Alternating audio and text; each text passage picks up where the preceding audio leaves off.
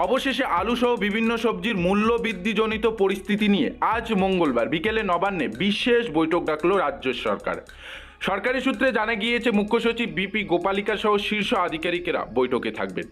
বৈঠকে আরও থাকবে নিত্য প্রয়োজনীয়তা খাদ্য সামগ্রিক সংক্রান্ত সরকারি ট্যাক্স ফোর্সের সদস্য এবং কয়েকটি ব্যবসায়ী সংগঠক, আলু ব্যবসায়ী ও হিমঘর মালিকদের সংগঠনের প্রতিনিধিরা।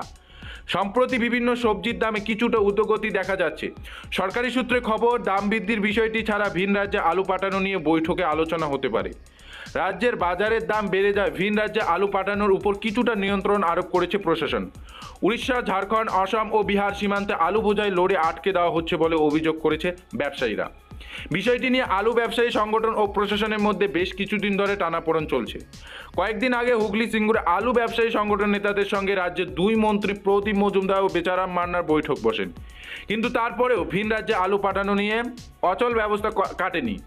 অন্যদিকে ভিন রাজ্যে পাঠানো বন্ধ হলেও খুচরো বাজারে আলুর দাম খুব একটা কমেনি। মঙ্গলবার বৈঠকের দিকে তাকিয়ে আছে ব্যবসায়ীদের সংগঠন। ওই বৈঠকে কি হয় তার পরবর্তী সিদ্ধান্ত গ্রহণের বিষয়টি তার উপরেই নির্ভর করছে, জানিয়েছে ব্যবসায়ী সংগঠনের এক নেতা।